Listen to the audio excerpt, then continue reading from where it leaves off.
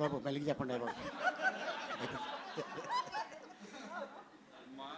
పాత్రిక మిత్రులకి, మీడియా సోదరులకి, ఇక్కడికి వచ్చిన అతిథులందరికీ నమస్కారం. వేదిక మీద ఉన్న నా మిత్రుడు శ్రీకాంత్, అంటే మిత్రుడు కాదు, మేము చెన్నై నుంచి బ్యాచిలర్స్గా కంటిన్యూ అవుతూ తర్వాత నన్ను అన్న అని పిలిచేది. ఊహ తను స్క్రీన్ నేము, తను ఒరిజినల్ నేము ఉమామహేశ్వరి. తను ఎప్పుడైతే వీళ్ళిద్దరికి మ్యారేజ్ అయిందో అక్కడి నుంచి మేము దాదాపు 30 సంవత్సరాల నుంచి బావ అని పిలుచుకుంటాం. సో అట్లాంటి వ్యక్తి ఈ రోజున మిస్టర్ మిడిల్ క్లాస్.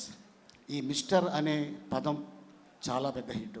ఒక మిస్టర్ పెళ్ళం అవ్వచ్చు, మిస్టర్ పర్ఫెక్ట్ అవ్వచ్చు, అలాగే ఇప్పుడు మిస్టర్ మిడిల్ క్లాస్. ఇండస్ట్రీలో ఎంతమంది మిడిల్ క్లాస్ ఉన్నారో నాకు తెలియదు, కానీ ఈ వేది సాక్షిగా చెప్తా, నేను కూడా ఒక మిడిల్ క్లాసే. ఆ మిడిల్ క్లాస్ నుంచి వచ్చే ఇండస్ట్రీలో ఇంత గొప్పవాడిని అయ్యాను. అండ్ అంతేకాకుండా అలాగే నాగేష్ రెడ్డి, తను యమలీల సినిమా మా గురుగారు ఎస్వి కృష్ణారెడ్డి గారి దగ్గర వర్క్ చేసి డైరెక్టర్గా 16 అని ఎప్పుడైతే ఆ టైటిల్ పెట్టి తను హిట్ ఇచ్చాడో, 16 తర్వాత వచ్చేదే 17, అది రేపు రిలీజ్ అవుతుంది. 17th రోజున 7 దాంట్లో ఉంది కాబట్టి మనం ముద్దుగా స్వామిని పిలుచుకుంటాం, ఏడుకొండల స్వామి. ఆ 7 కూడా దాంట్లో ఉంది కాబట్టి ఈ సినిమా పెద్ద హిట్ అవుతుంది. అండ్ అంతేకాకుండా అన్న రాజేంద్ర ప్రసాద్ గారికి కొంచెం హెల్త్ బాగాలేదు కాబట్టి వెళ్ళిపోయారు. ఆయన ఈ వేదిక మీద ఉండగానే ఒక మాట చెప్దాం అనుకున్నా. ఆయనకి ఈ వేషం రావడం నిజంగా భగవంతుడు ఆయనకి ఇచ్చిన ఒక ఆస్తి. అది ఏంటంటే, ఎంతమంది యాక్టర్స్కి కొండ మీద వసతి గృహం ఉందో లేదో తెలీదు. రాజేంద్ర ప్రసాద్ గారు గవర్నమెంట్ తోటి రిక్వెస్ట్ చేసి ఒక స్థలం తీసుకొని తిరుపతి కొండ పైన ఒక గెస్ట్ హౌస్ కట్టుకున్నారు. ఎవరైనా చుట్టాలు వెళ్ళినా, ఫ్రెండ్స్ వెళ్ళినా, తెలిసిన వాళ్ళు వెళ్ళినా ఉండటానికి. సో అట్లాంటిది ఆ కొండపైన ఆయన కట్టుకున్నాడు కాబట్టి ఈ వేషం ఆయనే పంపించాడేమో అని నేనే అనుకుంటున్నాను. అది నాగేశ్వరరెడ్డి రూపంలో. ఎందుకంటే ఇండస్ట్రీలో చాలామంది ఉన్నారు, చేయగలరు, కెపాసిటీ ఉంది, కానీ రాజేంద్ర ప్రసాద్ గారికి ఎందుకు వెళ్ళింది అన్న?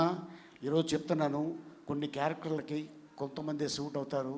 అది నందమూరి తారక రామారావు గారు ఒక వెంకటస్వామి గెటప్ వేసిన, అలాగే అన్నమయ్యలో సుమన్ గారు. మరి ఈరోజు ఈ సినిమాలో ఈ గెటప్ నువ్వు వేయటం నిజంగా అది నీ అదృష్టం అన్న. గతంలో అయితే డాక్టర్ రాజేంద్ర ప్రసాద్ లేకపోతే నటకిరీటి రాజేంద్ర ప్రసాద్ అనేవారు, కానీ ఇప్పుడు పద్మశ్రీ డాక్టర్ నటకిరీటి రాజేంద్ర ప్రసాద్. సో నిజంగా అవార్డు రావటం నీకు ఈ రోజున మళ్ళీ ఆ సినిమా రేపు 17th రోజున రిలీజ్ అవటం నిజంగా అది అదృష్టంగా భావిస్తున్నాను. అలాగే నాగేష్ రెడ్డి తోటి దాదాపు ఒక 6 సినిమాలు నేను తన డైరెక్షన్లో యాక్ట్ చేసి ఉంటాను. అండ్ అలాగే లయ ఈ రోజున తను కర్ణాటకలో ఎక్కడో షూటింగ్ చేస్తుంది. అయినా కూడా తను ఎంత అద్భుతంగా చేసిందంటే అసలు చాలా అద్భుతంగా చేసింది. అండ్ అలాగే నిర్మాతలు చందు గారికి, అలాగే వారి ఫ్రెండు, అలాగే ఎవరైతే ఈ సినిమాకి సహకరించారో వాళ్ళందరికీ ధన్యవాదాలు తెలుపుతాను. అలాగే సాయి కార్తిక్ గారు మ్యూజిక్ చాలా బాగా అద్భుతంగా చేశారు.